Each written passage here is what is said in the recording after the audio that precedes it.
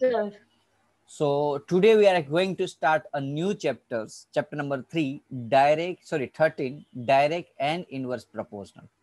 अब ये चैप्टर है क्या, किसके लिए है, कब काम आ सकता है, क्या सर उसका हमारे 9th और 10th में काम आ सकता है, 11th 12th में काम आ सकता है? बच्चों ये चैप्टर आपको जिंदगी भर काम आ सकता है, जिंदगी भर रियल रूटीन लाइफ में सबसे ज्यादा कोई चैप्टर काम आने वाला है तो ये है। अब बोले सर सच में? हाँ बच्चों, वो चैप्टर जो आपको रियल रूटीन लाइफ में 9th के अंदर, 10th के अंदर, 11th के अंदर, 12th के अंदर जो आपको काम आने वाले, वो सारे चैप्टर वापिस हम दूसरे मटेरियल से पढ़ाने वाले हैं, जो हमारा खुद का इस साल का जो मटेरियल है उससे पढ़ाने वाले हैं। इस एक्सरसाइज पहले खत्म कर दूं एनसीईआरटी के, उसके बाद हम नया यही चैप्टर को नए मटेरियल से पढ़ाने का, यानी कि 2 बार आपके चैप्टर चलेंगे अच्छे से, तो और आपका मजबूत बेस क्लियर हो जाएगा। तो है क्या इस चैप्टर में, कैसे काम आ सकता है? देखो बच्चों, आपको कोई बोले कि मेरे पास 10 मजदूर है, मेरे पास 10 मजदूर है, वो एक काम कर रहे हैं मेरे कंपनी के अंदर, एक मैंने प्रोजेक्ट दिया, यानी कि कुछ काम था, मकान बनाना था। चलो क्या बनाना था आपको? एक मकान बनाना था, एक होम बनाना था। तो हमारे पास 10 मजदूर थे, 10 मजदूर मकान बनाने में 10 दिन लगाते बच्चों। तो 5 मजदूर वही मकान बनाने में कितना दिन लगाते? बता सकता है कोई आंसर? मकान एक ही है, बनाना वही है, काम इतना ही है। जब 10 मजदूर थे तो 10 दिन लगते थे, तो 5 मजदूर हो गए तो कितने दिन लगेंगे? 5 दिन। अरे प्रैक्टिकली सोचो यार।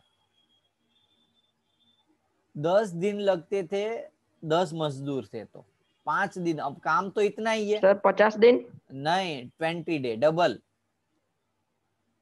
कॉमन सेंस यूज करो यार। 10 थे, 10 लग रहे थे, अब काम हो गए, आधे हो गए, तो टाइम डबल लगेगा। समझ में आ रहा है कि नहीं कॉन्सेप्ट? अरे यार प्रैक्टिकली सोच करो, प्रैक्टिकली सोचो यार। सोचो कि भाई 10 काम कर रहे हैं, अब वही काम इतना ही है, लेकिन 5 ही है। जैसे कि मुझे समझ लो, यहां से 4 ब्लॉक को उठा के यहाँ ले जाना है। जब हम 4 लोग थे तो चारों 4 लोग एक एक उठा लेते तो मुझे 4 घंटे लग रहे थे। अब खाली 2 ही होते तो सर 8 घंटे। अब समझ में आया कि नहीं? अब समझ में आया। Yes, 4 sir. थे तो 4 घंटे लग रहे थे, 2 ही है खाली, तब क्या होगा? 8 घंटे डबल लग जाएंगे, क्योंकि पहले तो ये दोनों को यहाँ से उठा के यहाँ लग गए, तो वो 4 घंटा हो गया, बाकी के clear? Yes, sir. Sure? Yes, sir. Okay चलो।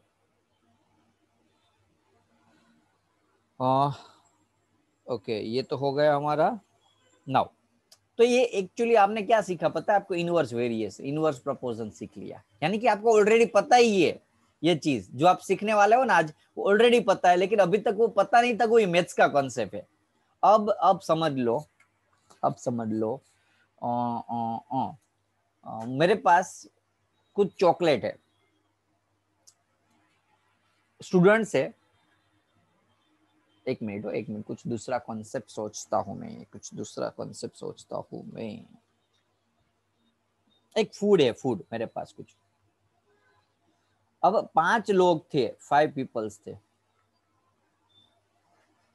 5 लोगों को मुझे खाने देना था, तो मुझे 50 रुपये लगते थे, कितने? या 100 रुपये लगते थे। 5 लोगों को खाने के लिए कितने रुपये लगते थे? 100। अब 10 लोग हो गए तो खाने में कितने टाइम लगे, कितने पैसे लगेंगे? 200। समझ में आया कि नहीं? Yes, sir. तो ये क्या हुआ? डायरेक्ट वेरिएशन हुआ, और ये इनवर्स वेरिएशन हुआ। अभी कैसे पता चला सर डायरेक्ट है? देखो यहाँ नंबर ऑफ पीपल 5 थे और यहाँ 10 हुए, तो जब 5 से 10 पीपल के नंबर यानी कि इंक्रीज हुए, जब नंबर ऑफ पीपल इंक्रीज हुए तो जो कॉस्ट था वो भी क्या हुआ? इंक्रीज हुआ। समझ में आया कि नहीं? Yes, sir. एक इंक्रीज होता है तो दूसरी क्वांटिटी जब इंक्रीज होती है तो डायरेक्ट प्रपोजल। अब यहाँ देखो, अब पहले कितने थे? 10 थे, अब 5 हुए तो पर्सन कितने हुए? डिक्रीज हुए, तो नंबर ऑफ डे कितने हो गए? इंक्रीज। Increase. इसको इनवर्स वे प्रोपोर्शन बोलते हैं। क्या बोलते हैं इसको हम? Inverse proportion. यानी कि जब कोई एक वैल्यू कम करने से दूसरी वैल्यू बढ़ती है, नंबर ऑफ पर्सन जो थे काम करने मजदूर, वो काम करने से ज्यादा टाइम लगता है, तो उसको क्या बोलते हैं? Inverse proportion. क्या बोलते हैं उसको हम? Inverse proportion. और यदि पीपल बढ़ाने से कॉस्ट ज्यादा होता है तो उसको हम डायरेक्ट प्रोपोर्शन। दोनों इंक्रीज होते हैं या दोनों डिक्रीज होते हैं। अब ऐसा भी हो सकता है कि 5 पीपल थे, 100 रुपए लगते थे, अब एक पीपल के लिए कितने लगेंगे? एक ही बंदा था तो 20 रुपए। तो एक काम हुआ तो दूसरा भी काम हुआ, देख लो। तो या तो दोनों एक साथ डिक्रीज हो रहे, या तो दोनों एक साथ इंक्रीज हो रही है। यदि दोनों एक साथ इंक्रीज और डिक्रीज हो रहे हैं तो उसको डायरेक्ट प्रोपोर्शनल बोलते हैं, और एक इंक्रीज और दूसरा डिक्रीज हो रहा है तो उसको हम इनवर्स प्रोपोर्शन बोलते हैं। Concept clear? Yes sir. पक्का? यस पक्का ना? तो पक्का आज के सर। सेशन में हम सीखने हैं डायरेक्ट प्रपोजन। क्या सीखना है हमें? डायरेक्ट प्रपोजन। तो डायरेक्ट प्रपोजन वाला एग्जांपल ले लेते हैं। समझ लो मेरे पास 5 बुक्स थी, तो 5 बुक्स को रीड करने में मुझे 50 बुक्स थी, 50 बुक रीड करने में मुझे 150 डे लगते थे। अब मेरे पास 180 बुक्स है, उसको रीड करने में कितने दिन लगेंगे? ओके, तो ये क्या हुआ? अब कॉमन चीज है, बुक क्या हुई? इंक्रीज हुई। Yes sir. तो अब देखो क्या लग रहा है आपको? जो दिन लग रहे हैं रीडिंग करने के लिए, वो भी इंक्रीज हो गए कि डिक्रीज हो गए? सर इंक्रीज हो गए। यानी कि ये कौन सा वेरिएशन प्रपोजन है? Direct propose. तो ये पता चलना चाहिए। आपको सच बताओ, 90% स्टूडेंट को तो अभी यही नहीं पता चलता कि डायरेक्ट है कि इनडायरेक्ट है। क्योंकि स्टूडेंट क्या करते हैं, पहले एक्सरसाइज डायरेक्ट किए और दूसरी इनडायरेक्ट ले, कॉन्सेप्ट नहीं समझाते, बता देते कि इसमें डायरेक्ट करना है, इसमें इनडायरेक्ट करना है। लेकिन यही एक्सरसाइज जब एग्जाम में पूछे तो थोड़ा आपको बताया कि ये फर्स्ट वाले एक्सरसाइज का क्वेश्चन है, ये सेकंड वाले एक्सरसाइज का क्वेश्चन है, बताएगी आपको? वो तो मिक्स ही हो गए। तो उस टाइम पे क्या करोगे? अब उस टाइम पे पता ही नहीं चलता कि डायरेक्ट है कि इनडायरेक्ट, इसलिए मार खा जाते हैं। ये चैप्टर बहुत इजी है, लेकिन प्रॉपर एक्सप्लेनेशन या प्रॉपर गाइडेंस के बिना स्टूडेंट इस लेक्चर यानी कि इस चैप्टर के अंदर मार खा जाते। तो मैं वहां वो चीज आपसे ना हो, इसलिए बेस क्लियर करवा रहा हूँ। पहले तो वो आइडेंटिफाई करो कि ये डायरेक्ट है कि इनडायरेक्ट। भले आप एक्सरसाइज डायरेक्टली कर रहे हो, एक्सरसाइज डायरेक्ट वेरिएशन या डायरेक्ट प्रपोजन की एक्सरसाइज कर रहे हो, लेकिन फिर भी आपको तो सोचना ही है कि भाई ये इंक्रीज हुआ तो दूसरा इंक्रीज होगा। यस डायरेक्ट है, भले पता ही है कि डायरेक्ट ही है, तो भी सोचना है। क्लियर? तब जाके आपका ये चैप्टर का कॉन्सेप्ट क्लियर होगा। अब बोलोगे सर ये आंसर कैसे आएगा? समझ लो मुझे पता नहीं है तो मैं लिख देता हूँ एक्स डे लगते हैं। कितने डे लगते हैं? X days. जब डायरेक्ट प्रपोजन होता है तो क्रॉस मल्टीप्लाई करो। क्या करो? Cross multiply. जब डायरेक्ट प्रपोजन होता है तो क्रॉस मल्टीप्लाई। तो 50 का एक्स के साथ और 180 का 150 के साथ करो मल्टीप्लाई। 50 का एक्स के साथ क्रॉस मल्टीप्लाई, और 150 का 180 के साथ डिवाइड कर देंगे। 53 क्या होगा?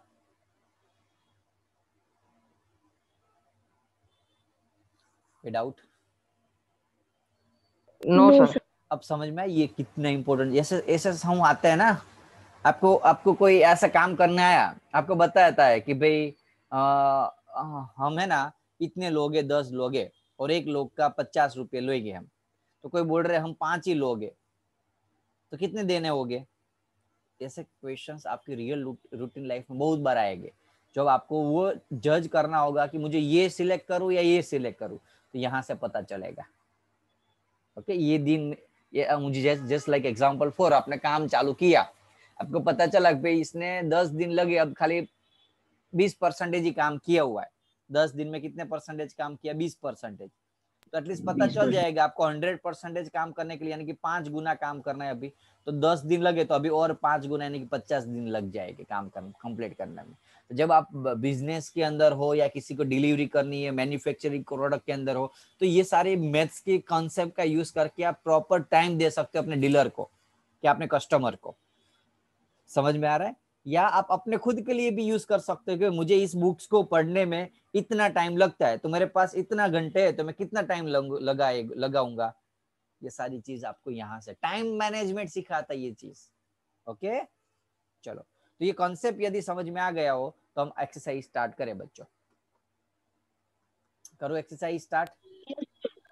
Yes sir. चलो, स्टार्टिंग की एक्सरसाइज के हम ऊपर जो करवाए ऐसा नहीं होगे, लेकिन वो एग्जाम पे इतने इंपॉर्टेंट भी नहीं है जो एग्जाम में ज्यादातर पूछ सकते हैं, लेकिन जो तीसरे चौथे नंबर से एक्सरसाइज की क्वेश्चन है वो इंपॉर्टेंट है, वो हम वो मेथड से करेंगे। बाकी ऊपर वाले जो है मैं आपको डायरेक्टली करा दूंगा ये सारे। चलो, फर्स्ट है following are the car parking charge near railway station up to 4 घंटे के 60 रुपीज लगाता। अब यह ना आपको छेतरने का काम करेगा कोई ऐसे, कोई ये बोल रहा है कि 4 घंटे के 60 रुपीज, ये बोल रहा है 8 घंटे के 100 रुपीज, ये बोल रहे 12 घंटे के 140, ये बोल रहे 20 घंटे के 180। अब समझ लो आपको या 5 घंटे रखना है, ये 7 घंटे, उसके ऊपर इससे कैलकुलेशन करके वो बता देगा। लेकिन समझ लो आपको यही नहीं पता चल रहा है कि 12 घंटे की 140 है तो 7 घंटे के कितने हो गए, कैलकुलेशन नहीं, ये चैप्टर नहीं सीखे। समझ लो लॉकडाउन चल रहा था और लॉकडाउन में पता था कि एग्जाम नहीं लेने वाले, सीखे ही नहीं ये चैप्टर, क्या हालत होगी आपकी? समझ में आ रहा है कि नहीं? हालत क्या होगी? आप नहीं कैलकुलेशन कर रहोगे और कोई बोलेगा कि यार क्या किया तूने पढ़ लिख के। दूसरा जो टैक्सी वाला ना वो एटलीस्ट लॉकडाउन में पढ़ा होगा तो उसको वो सॉल्व कर पाएगा, आप नहीं कर। और ये जो कॉन्सेप्ट है ना डायरेक्ट इनडायरेक्ट वेरिएशन, आपको 9th में 10th में 11th में 12th में कॉलेज के अंदर यदि आप कुछ भी लाइफ में जिंदगी में जियोगे ना तब तक ये काम आने वाला है। तो बहुत अच्छे से फोकस रख के ध्यान देना। तो बताना क्या है पहली चीज तो, if the parking charge are direct proportions to parking time, क्या ये चार्ज है वो प्रॉपर है कि इक्वल है कि अलग अलग है, वो आपको बताना है। क्या बताना है? डायरेक्ट प्रोपोर्शन यानी कि डायरेक्ट प्रोपोर्शन यानी कि इक्वली इंक्रीमेंट होने चाहिए। तो मैं हर एक घंटे के वैल्यू निकाल लूंगा। ये 4 घंटे के 60 रुपीज बोल रहा है तो 1 घंटे के कितने हो गए? तो चार्ज पर आवर्स। तो फर्स्ट का चार्ज कितना होगा बच्चों? See for charge for 1 hours. First का चार्ज टोटल 4 घंटे के 60 रुपीज है, 1 घंटे के कितने हो गए? क्या करूं मैं इसका? 4 डिवाइडेड बाय 60। डिवाइड, हाँ टोटल 60 रुपीज है तो 4 घंटे से डिवाइड कर दो, 1 घंटे का मिल जाएगा 15 रुपीज। आना बोलो। Yes sir. सेकंड का चार्ज कितना होगा? तो 100 डिवाइड बाई 8, कटिंग करोगे तो आंसर आएगा 12.5। थर्ड का कितना होगा? तो 140 डिवाइडेड बाई 12, कटिंग करोगे आंसर आएगा 1, 11 2 जा 2, 20 11 1 जा 60, 11.6 समथिंग। चौथे का कितना आएगा? तो 180 डिवाइड बाई 24, 24 हाफ 12 13 से 1 जा पॉइंट लगाना 5। क्या ये चार्ज हर घंटे के सभी का आपको कोई सिलेक्ट करना हो तो किसको सिलेक्ट करोगे बोलो? Sir charge 4। अब कहाँ मार? अब ये आपको ऐसा बोलेगा। अभी मैंने एक जोक सुना था, एक लड़की साग लेने गई, सब्जी लेने गई। अब सब्जी वाला बोल रहा है कि सब्जी को वही पूछा कि कितना कितना के दिया, तो सब्जी वाला बोल रहे 80 रुपीज के किलो दिए। कितने? 80 रुपीज के 1 किलो है, 1 किलो है, 80 रुपीज का 1 किलो है। तो बोले कि सर मेरी मम्मी, ये लड़की बोले कि सर, यानी कि सर आ जाता है, भैया ये 80 रुपीज के थोड़े किलो होते, मेरी मम्मी तो 200 में 2 किलो लेके गई, 180 रुपीज में 2 किलो लेके गई मेरी मम्मी। अब उसको देखो ये कैलकुलेशन नहीं पता चलता तो उसने अपने हिसाब से कुछ भी बोल दिया कि 180 रुपीज में तो 2 किलो लेके गई। अब वो साग वाला क्या बोलेगा? कोई बात नहीं, चलो आपके लिए 180 इसमें 2 किलो रुपीज, बस जाओ मौज करो। क्या हुआ बता आपको? क्या सर हुआ इसने पता? ज्यादा दे दिए, ज्यादा। इसने 2 किलो के 160 देने पड़ते। सर 20 रुपए ज्यादा दे दिए। सर 20 रुपए ज्यादा दिए। समझ में आ रहा है कि नहीं? ओके, ऐसी चीज होती यदि आप मैथ्स में मास्टर नहीं होते तो। ओके, છેતર કોઈ આપણે જો ગુજરાતી લેવો છીએ આપણે બધા, અને ગુજરાતીને કોઈ છેતરી ના જઈ શકવો જોઈએ. ઓકે, અને એટલા માટે મેથ્સ માસ્ટર તમારા ફાધર તમારા મધર કેમ મેથ્સમાં વધારે ફોકસ રાખવાનું કે ઓકે કઈ નહીં ભણીને એન્જિનિયર ડોક્ટર ના બનો તો કઈ નહીં, પણ મેથ્સમાં કોઈ છેતરી તો ન જાય તમને કેલ્ક્યુલેશન ની અંદર. ખ્યાલ આવે છે કે નહીં? એટલા માટે. Yes sir. चलो, तो क्या ये डायरेक्ट प्रपोजन है? वैल्यू अलग अलग है वैल्यू, देखो, यानी कि no, it's not in a direct proportion. It's not direct proportion. कोई डाउट बच्चों फर्स्ट में? सर अगर ये डायरेक्ट होता तो सर इसमें क्या आता? तो सभी में आंसर सेम आता, यानी कि ओके डायरेक्ट सर। प्रपोजन नहीं, direct proposal to parking time, 1 घंटे का या रुपए की जो है वो सेम नहीं है। समझ में आ रहा है? ओके चार्ज सेम नहीं, ऐसे Yes, नॉट, sir. ऐसे लिख सकते, it's the charge are not in the same, ऐसा लिखना होता है आंसर। नो चार्ज पर 1 hours इज नॉट सेम। कोई डाउट? नो। चलो next. A mixture of paint is prepared by the mixing 1 part of a red pigment with 8 part of a base. In the following table, find the parts of the base. क्या find करना है? Table complete करना। देखो हम क्या करेंगे, देखो 1 है तो 8 है, 1 है, 1 रेड पार्ट है, तो सामने टोटल पार्टिकल कितने? 8 है, तो 4 रेड पार्टिकल हो गए तो कितने हो गए? 4 into 8. कॉमन सेंस है, cross multiply 1 into x is equal to 4 into 8। 1 into 8, 1 8 जा 8 हुआ बच्चों, तो 4 8 जा कितना होगा? 32। अरे भाई समझ में आ रहा है ना? Yes, sir. और 1 जो है नीचे आएगा, 1 की वैल्यू कुछ नहीं होती, तो आंसर 32। तो कुछ भी करना नहीं है, क्या करना है? मल्टीप्लाई कर देना, किससे? 8 से। तो 4 को 8 से करो 32, 7 को 8 से करो 56। 56. मैं ऐसे लिख देता हूँ, 4 8 जा 32, 7 8 जा 56, 12 96। भाई पता चला टेबल कैसे कंप्लीट हुआ? Yes, sir. ओके ना? चलो आगे बढ़ू। Yes. Yes, sir. In question 2 above, 1 part of the red pigment requires 75 milli of beige. How much red pigment should be mixed with the 1800 ml? देखो क्या लिखा हुआ है, पार्ट, सामने नीचे क्या है? मिली है। देखो मैं कैसे समझा रहा हूं, अब क्वेश्चन को ध्यान रखना है भाई। एक पार्ट रेड पार्टिकल्स के लिए 75 मिली जरूरत थी, कितनी? 75 या तो milliliter. ऐसे भी लिख सकते हो कि भाई 1 मिली, यानी कि 75 मिली के लिए खाली कितनी पार्टिकल की जरूरत थी? एक पार्टिकल की, 1. 1 रेड पिगमेंट की पार्टिकल की। तो बच्चों 1800 मिली पार्टिकल्स के लिए कितनी जरूरत पड़ेगी? तो कॉमन सेंस से ज्यादा जरूरत पड़ेगी, 75 में एक की जरूरत Yes, sir. पड़ती है, तो 1800 में तो ज्यादा पार्टिकल चाहिए ना उसको प्रॉपर करने के लिए, Yes, sir. तो एक्स लगा देते हैं। अब ये डायरेक्ट प्रपोजन है, अब डायरेक्ट प्रपोजन है तो क्या करना था? Cross multiply, Cross multiply. 75 का x के साथ इज इक्वल्स टू 1 का 1800 के साथ। x को मेन बना लो, तो 1800 नीचे 75, कटिंग करो तो आंसर है ना इजी? Yes, sir. 24 आंसर आएगा। ओके, कैलसी से कर दिया, आप खुद को कर लेना। है डाउट किसी को? क्या करना है? मिली के नीचे मिली वाले कंटेंट, पार्ट के नीचे पार्ट्स वाले, जिसके सामने वो लिखो, और जो नहीं दिया उसको एक्स ले लो, और चेक करो कि प्रोपोर्शनल कौन सा है, डायरेक्ट ही इनडायरेक्ट है। तो अभी इनडायरेक्ट के लिए क्या करना है मैं सिखाऊंगा नेक्स्ट लेक्चर में, लेकिन आज के लेक्चर्स में आपको पता चला है कि डायरेक्ट प्रपोजन वाला क्वेश्चन है। तो डायरेक्ट प्रपोजन में क्या करना होता है बच्चों? Cross multiply. तो इसको इसके साथ, इसको इसके साथ। श्योर? चलो आगे बढ़ते। A machine in the soft drink factory fills 840 bottles in 6 hours. तो जो क्या लिखा हुआ है? बोटल्स,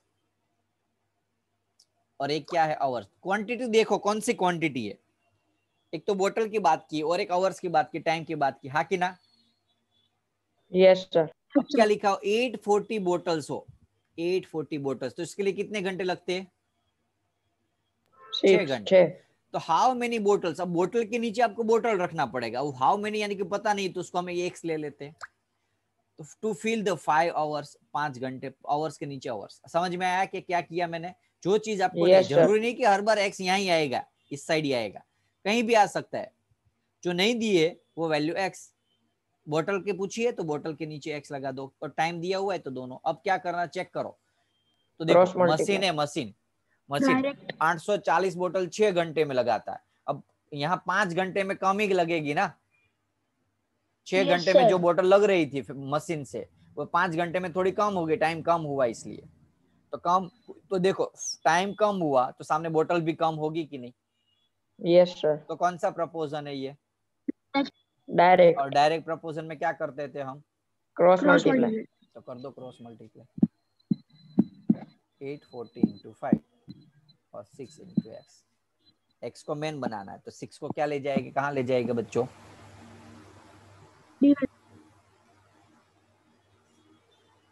इज इक्वल टू यहाँ एक्स बचेगा। समझ में आया? कटिंग करना यस तो सर। करो। 840 इंटू 4, इसका आधा 3, 420।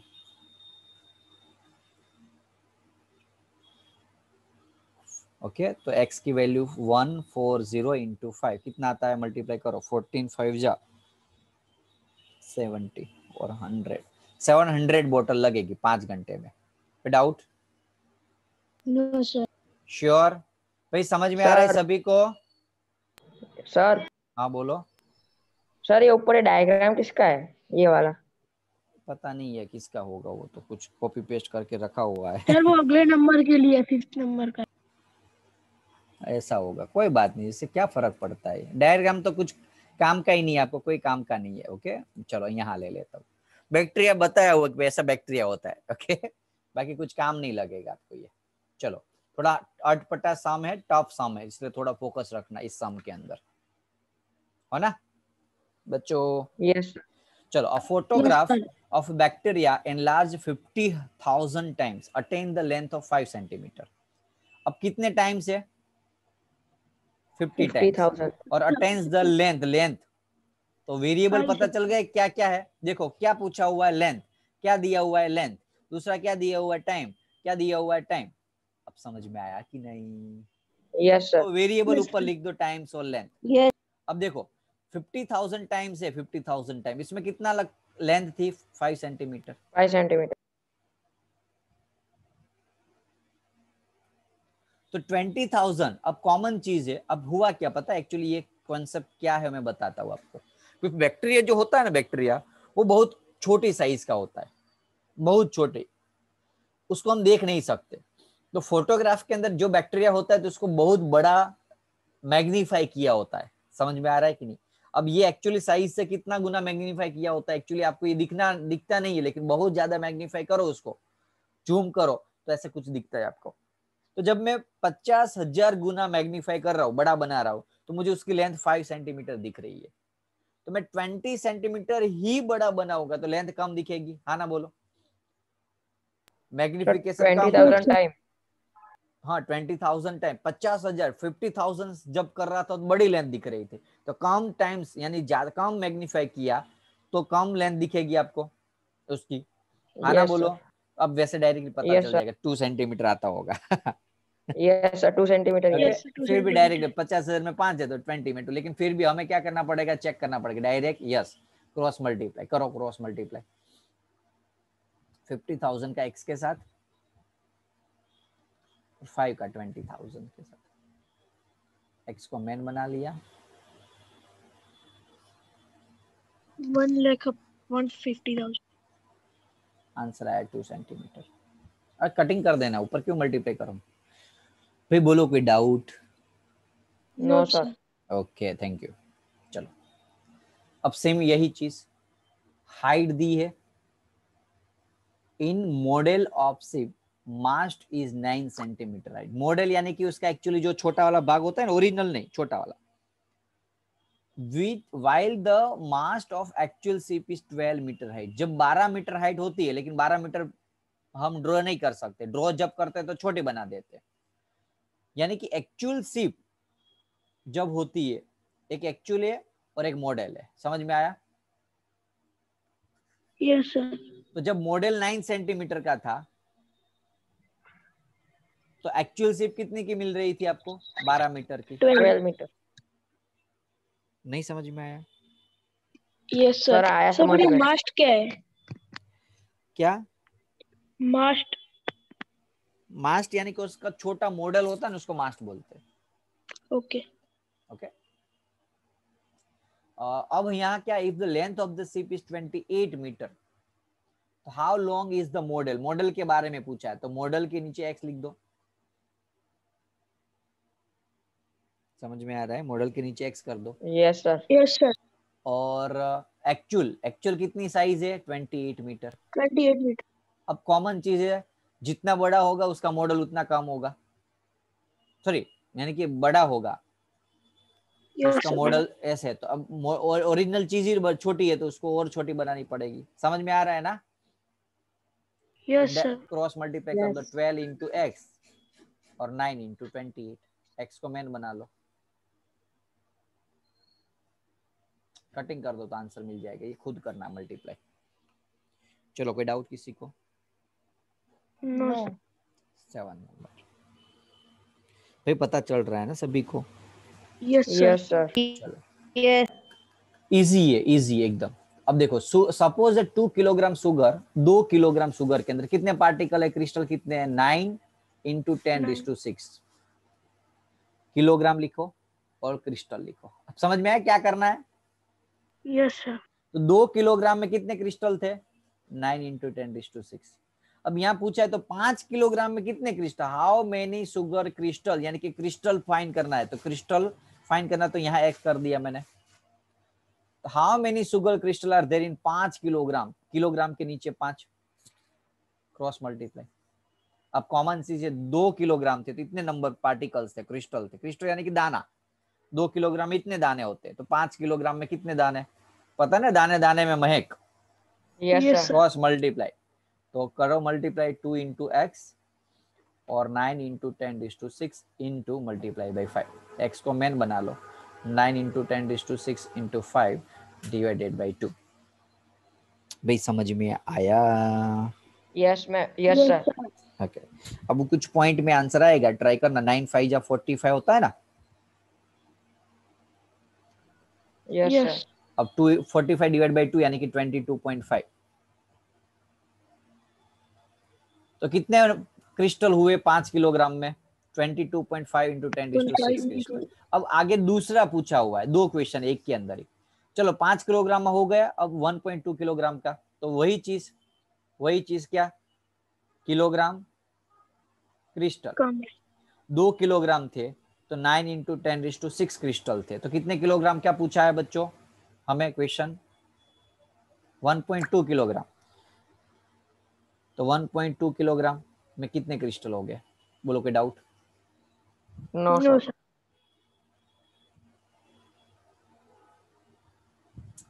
इस संडे आपको लास्ट संडे आपने ये मैथ्स की टेस्ट नहीं दी थी ना? No sir. तो हाँ, इस संडे आपको वो वाला चैप्टर की टेस्ट होगी। कौन सा? अलजेब्रिक एक्सप्रेशन, जो लास्ट कंप्लीट हुआ ना 9th हमारा। चैप्टर। 9 चैप्टर की बताया था ना मैंने आपको। No sir. तो आप आज बता देता हूँ, प्रैक्टिस कर देना पूरे चैप्टर्स की। ओके, थोड़ा बड़ा चैप्टर है तो टाइम लगेगा। क्या बोला मैं? Yes sir. Okay sir. तो अब कटिंग करो तो आंसर मिल जाएगा आपको। पॉइंट हटा दो पहले, तो नीचे 10 लगेगा। 2 2 6 जा, तो 6 9 जा 54 और नीचे अभी और 10 है, तो 15.4 इंटू 10⁶। बोलो, कोई डाउट? सर। तो 1.2 किलोग्राम में कितने पार्टिकल हो गए? इतने। काफी सारे स्टूडेंट ऐसा सोचते हैं कि सर सच में? हाँ, मुझ में। ओके, देख लो सामने। कोई डाउट 7 नंबर में? सर। हाँ बोलो। सर, इसमें जो 10⁶ है उसमें 10⁵ नहीं कर सकते? 10 को कर कट सकते, करके 54 इंटू 10⁵ कर सकते। ओके, ऐसा कोई रूल्स नहीं है, चलेगा आपको। ये तो मैंने पॉइंट को हटाया नहीं है, एज यूजुअल रखा था इसलिए, बाकी चलेगा। आपको आ रहा है पॉइंट हटाना और सब कुछ करना, तो कर सकते हो खुद। चलो next question. Road map scale 1 centimetre representing 18 kilometre. She drives on the 72 kilometre. How much distance on the map? देखो, पता चला मैप के अंदर और ओरिजिनल किलोमीटर। तो मैप में 1 सेंटीमीटर जो है वो कितना दिखा रहा है एक्चुअल में? 18 किलोमीटर है। 18 मैप में 1 सेंटीमीटर तो एक्चुअल में 18 किलोमीटर। तो एक्चुअल में यदि रोड 72 किलोमीटर का हो तो मैप में कितना दिखाएगा? कर लोगे खुद? Yes sir. 1 into 72 is equal to x into 18। Solve करोगे 1 into 72 divided by 18, 4 centimetre. Answer ध्यान रखना, मीटर मत कर देना, सेंटीमीटर रखना। ये जो यूनिट हो ना वही यहाँ यूनिट आएगा। कोई डाउट बच्चों? Hello? No sir. No sir. 9 और 10 आपको खुद होमवर्क में ट्राई करना है। 1 मिनट बची है ना, और नहीं आएगा तो मैं नेक्स्ट लेक्चर में समझाऊंगा आपको।